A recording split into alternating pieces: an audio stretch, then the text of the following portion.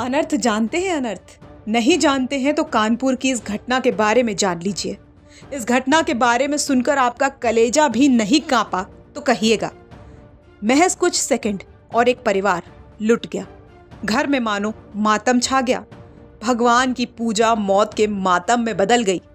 दरअसल कानपुर में देवी जागरण के दौरान एक झांकी सजाई गई जिसमें 14 साल का बच्चा मां काली बना था और 11 साल के बच्चे ने राक्षस की भूमिका निभाई थी। इस झांकी में सभी लोग तारीफ कर रहे थे, लेकिन तभी ऐसा हादसा हो गया जिसकी किसी ने कल्पना तक नहीं की थी। दावों की माने तो 14 साल का बच्चा जो देवी मां का किरदार निभा रहा था, उसने हाथ में जो चाकू ले रखा था वो 11 साल के छोटे बच्चे के गर्दन पर चल गया, जिसमें उसकी गर्दन कट गई। इस घटना से सभी लोग हैरान रह गए। घायल बच्चे के माँ पिता जब उसको लेकर अस्पताल पहुंचे तो डॉक्टर ने उसे मृत घोषित कर दिया। इस मामले में पुलिस ने हत्या की रिपोर्ट दर्ज करके 14 साल के बड़े भाई को हिरासत में ले लिया है।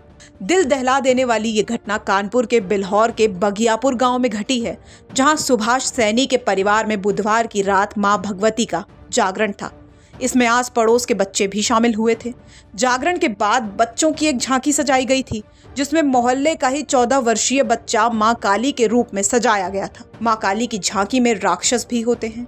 राक्षस की गर्दन पर मां काली का त्रिशूल होता है। घर वालों ने राक्षस बनाने के लिए बबलू कश्यप के 11 वर्षीय मासूम बच्चे को मां काली के सामने खड़ा कर दिया। इसके साथ कुछ और बच्चे भी सजे थे। काली बने बच्चे को त्रिशूल नहीं मिला था, इसलिए उसके हाथ में घर वालों ने एक धारदार चाकू दे दिया था।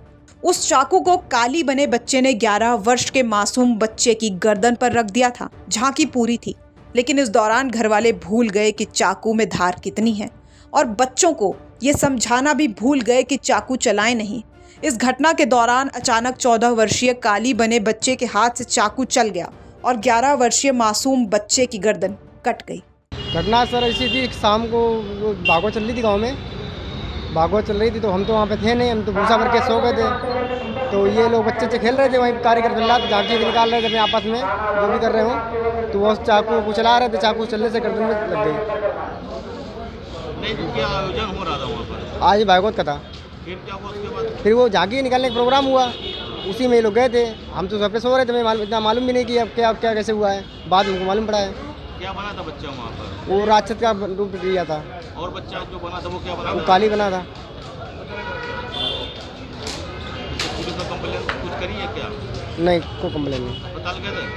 अस्पताल नहीं गए, अस्पताल नहीं गए थे। इस पार हुए तो क्या करते, वहीं खत्म हो गया। तो कितनी उम्र रही होगी बच्चे? लमसम 13-12 साल है। कौन कार्यक्रम करा रहा था ये? सुभाष सैनी। अच्छा, कोई मतलब किसी से कोई दुश्मनी या नहीं, कोई दुश्मनी नहीं। कैसे घटना हुई? घटना हम सर हमको पूरी क्लियर नहीं मालूम ना, हम तो थे नहीं वहाँ पे ना, जितना हमने आपको बता दिया। जानकारी क्या होती है? जानकारी बाद में हुई है। वही आधा घंटा बाद। वो छोटी भतीजी थी, उसकी बहन, लड़का खत्म हुआ, उसकी बहन थी वहाँ पे, वो घर पे आई तब बताई, तब हम लोग गए थे। वहीं इस मामले पर डीसीपी विजय कुमार का कहना है कि बिल्हौर में एक गांव में रात्रि जागरण था, जहां 14 साल का बच्चा झांकी में मां काली बना था और 11 साल का बच्चा राक्षस बना था। इसी दौरान खेल में काली बने बच्चे का चाकू चल गया और दूसरे बच्चे की गर्दन कट गई। इस मामले में 14 वर्षीय काली बने बच्चे को गिरफ्तार कर लिया गया है। पुलिस ने धारा 304 के तहत गैर इरादतन हत्या में रिपोर्ट दर्ज की है।